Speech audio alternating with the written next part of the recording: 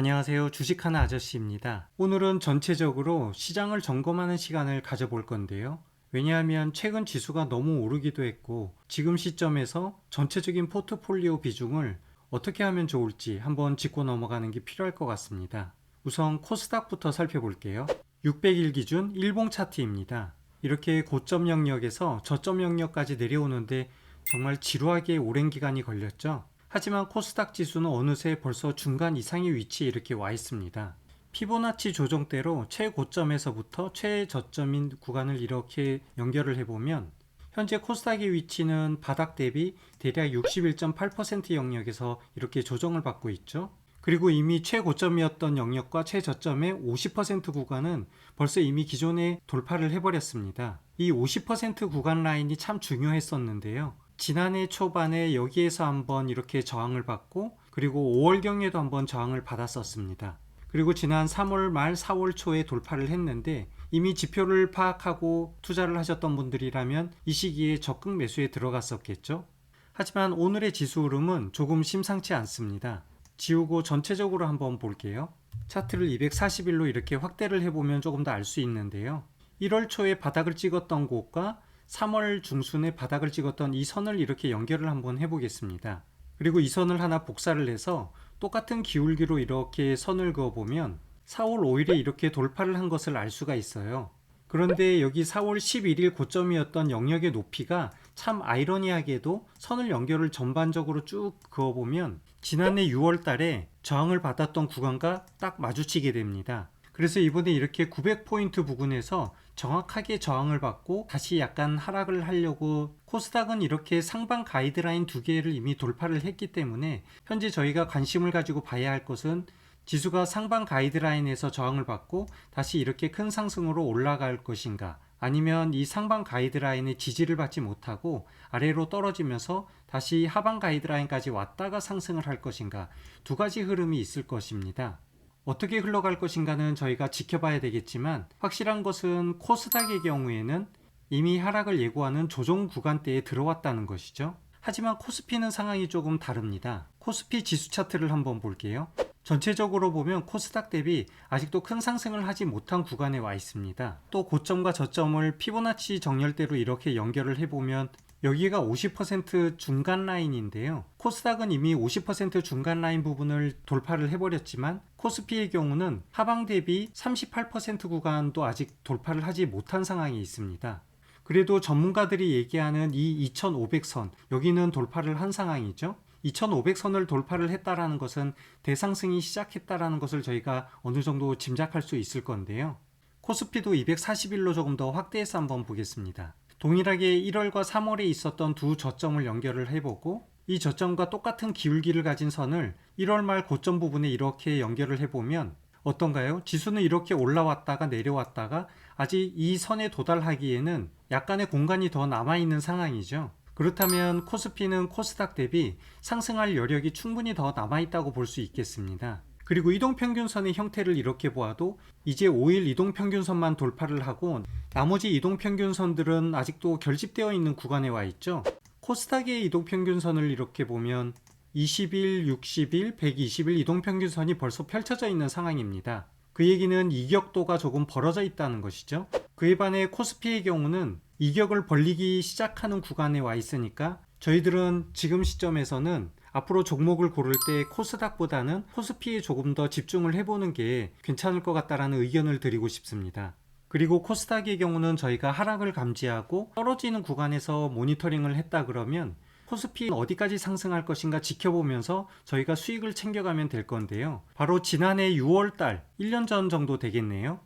2670선 라인이 여기입니다. 과거 여기에 와 있었던 것이죠. 그렇다면 지금도 이 2670선 구간에 도달할 때까지 지수가 상승하는 동안 수익을 챙겨갈 수 있겠죠.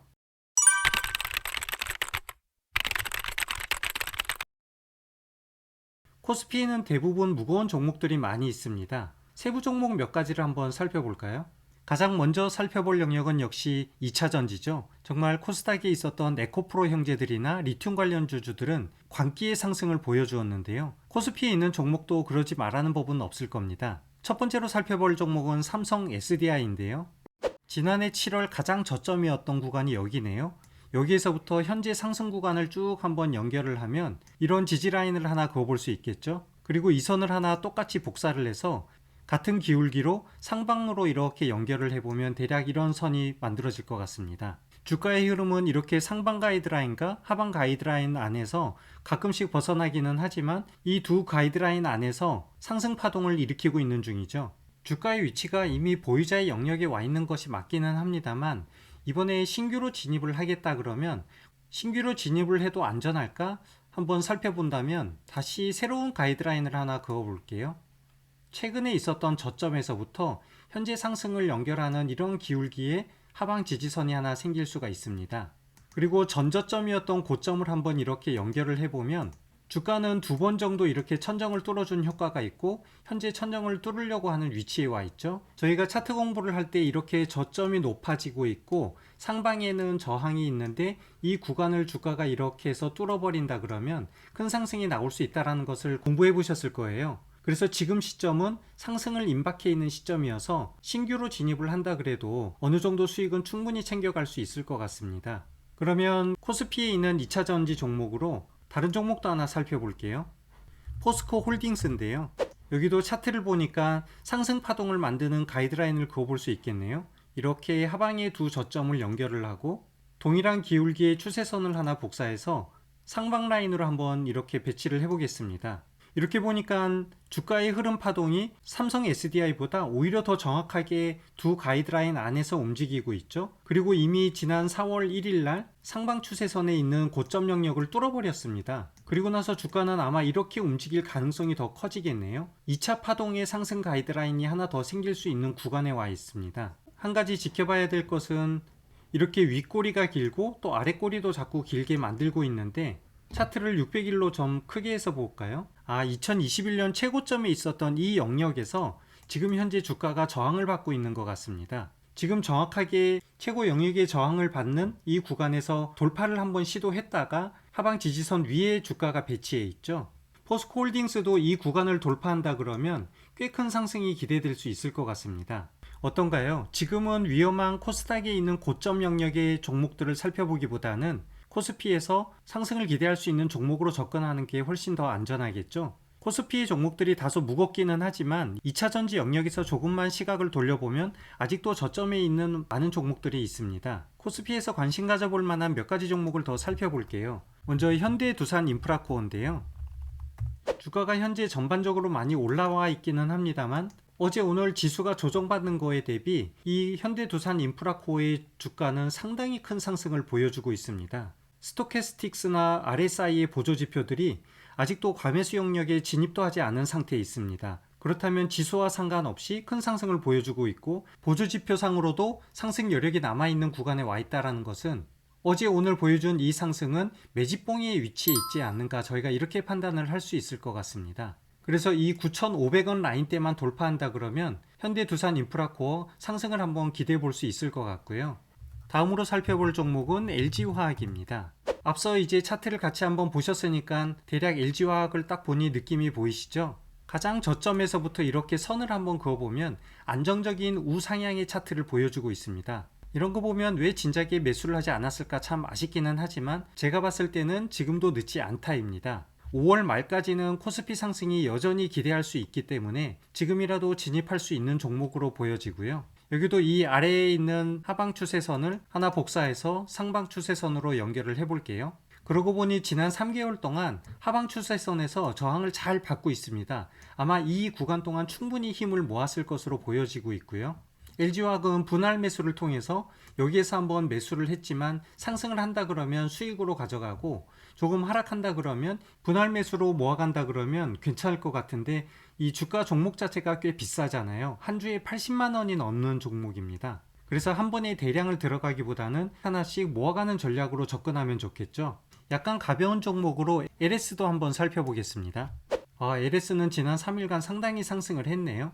지금은 들어가기에는 다소 부담스러울 것 같습니다. 그리고 상승의 곡선이 다소 완만한 상태에 있죠. 상승 라인을 한번 그어보면 완벽하게 돌파를 해버린 상황인데 LS의 경우는 지금 매수를 하기보다는 주가가 이 상방에 있는 상방 추세선 라인에 저항을 받을 때 여기에서부터 매집을 시작하는 게 좋을 것 같습니다. 그리고 아직 큰 상승을 보여주지 않았지만 마지막으로 하나솔루션도 한번 살펴보겠습니다. 앞에 보셨던 종목과는 다소 다른 형태를 보여지고 있죠. 추세로만 본다 그러면 아직도 하락 국면에서 벗어나지 못한 상황으로 보여지는데요. 상방 하방 추세선을 한번 연결을 해보겠습니다. 자, 하방에도 이렇게 선을 그어보면 주가는 아래로 떨어지면서 계속 움직이고 있다가 기업 합병 분할 이슈 때문에 지난 3월 달에는 한 달 쉬었고요. 이 기간 동안 다른 종목들은 좀 상승을 많이 했죠. 그래서 그거에 대한 조정을 받는 게 이번 달일 것 같습니다. 하지만 이 조정이 끝난다 그러면 다른 관련 종목들이 지난 3월 달에 상승했던 것을 한 번에 폭발할 가능성이 있다고 보여지고요. 전체적인 추세선을 한번 살펴보면 여기 51,000원 부근 정도 될 것 같은데요. 지난해 6월 달에 여기에서 저항을 한번 받고 올해 초 1월 달에 다시 51,000원 부근에서 지지를 받았네요. 그리고 기업 합병 분할 전에 마지막으로 지지를 받았던 곳입니다. 현재 주가는 51,000원을 기준으로 위아래로 움직이고 있는 상황이죠. 그래서 저는 51,000원과 52,000원이 매집할 수 있는 아주 좋은 구간으로 보여지고요. 이렇게 주가가 흐르다가 이 상방 추세선을 돌파하는 시점, 이 시점이 가장 큰 상승을 기대해 볼 수 있을 것 같습니다. 이 외에도 여러가지 좋은 종목들이 많이 있습니다. 제가 오늘 보여드렸던 상방 하방 가이드라인을 긋는 법, 이전 고점과 비교해서 현재 위치를 파악하는 이러한 내용으로 차트를 쭉 살펴보면서 좋은 종목을 한번 찾아보시고 괜찮은 종목이 있다면 댓글로 같이 공유해도 좋겠죠. 정리하자면 4월과 5월에는 코스닥보다는 코스피에 집중을 하면 좋을 것 같다. 그리고 2차전지 쪽으로는 포스코홀딩스와 삼성 SDI 관심을 한번 가져보고요. 기타 그 외에도 현대 두산 인프라코어, LG화학, LS, 하나솔루션 등을 말씀드렸습니다. 기술적 분석을 할 때는 이동평균선과 수급, 거래량 같이 한번 다 살펴봐야 되겠죠. 상승장이 유지되는 동안 여러분들도 큰 수익 내기를 바라면서 오늘 영상 마무리하겠습니다. 시청해주셔서 감사합니다.